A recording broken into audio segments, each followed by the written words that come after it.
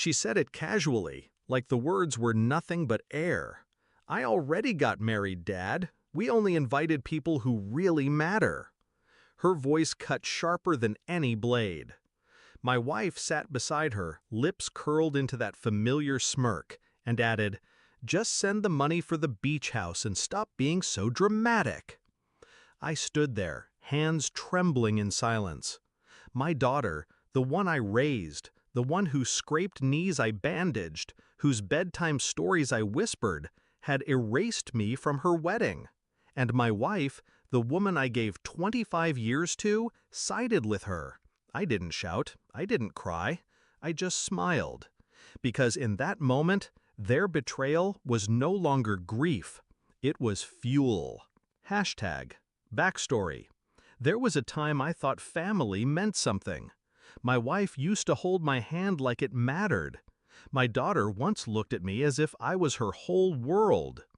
I worked long hours, missed sleep, sacrificed everything to make sure they lived better than I ever could.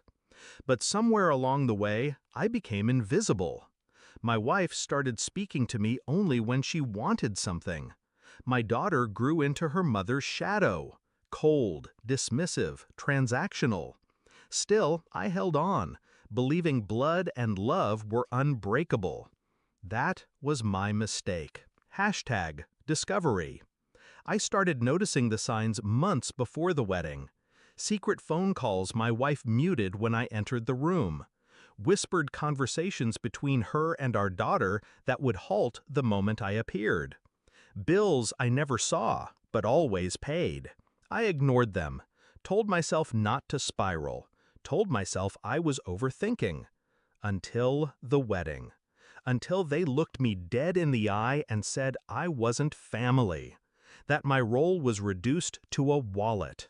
That was when grief turned into clarity. Shift in mindset. I walked out of that house with a smile. On the drive home, my mind wasn't replaying their words, it was designing their downfall. They thought they'd humiliated me. They thought I'd sulk in silence. But I've never been a man who wastes pain.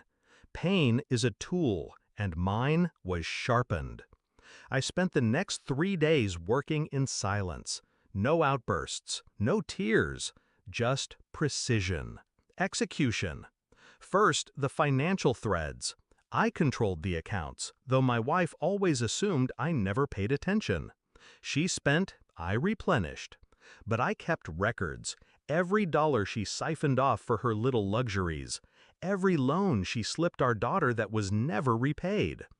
I froze the joint cards, moved assets into a trust under my sole name. Called the bank, revoked her access, and let the silence do the rest. Then came the legal strike. Years ago, I drew up a will. Everything was supposed to go to them. That changed in one visit to my lawyer. The new beneficiaries? A scholarship fund in my name. My daughter's wedding may have excluded me, but my legacy would exclude her. Finally, the gift. The one that would land at their door 3 days later. Climax. It was a box, wrapped in gold paper, tied with a ribbon. No note, just the weight of consequence inside. My wife found it first. I know because my phone rang that evening and I let it go to voicemail. Her scream filled the recording. Inside the box were copies, certified, undeniable, of every document I had prepared. The revised will, the trust, the account closures, proof that every safety net they depended on had been severed. And at the very bottom, beneath the papers, was a framed photo. Our last family portrait. The 3 of us smiling. Except, I had cut myself out. Confrontation. The next morning she stormed to my house, my daughter trailing behind her, eyes wide with panic. "You can't do this," my wife spat, voice shaking more from fear than anger. I poured coffee, sat across the table, calm. "You already did this," I said. "The moment you both decided I wasn't part of your lives." My daughter's lips trembled. "Dad, I didn't mean—" "No," I cut in. You meant it. You meant every word. And now you get to live with it. I slid the photo across the table, the empty space where I once stood, staring back at them. That's the family you wanted. Now you have it. Resolution. They left in silence. My wife's bravado shattered, my daughter's eyes wet, but too late. Regret always comes after the damage is done. As the door closed, I felt it. Not sorrow, not loss, relief. For years, I clung to a family that no longer existed. I mistook blood for loyalty, mistook presence for love. But betrayal has a way of stripping illusions bare. Now, the silence in my house is clean. The air is lighter. My future is mine again. I gave them a gift, yes, but the real gift was for myself.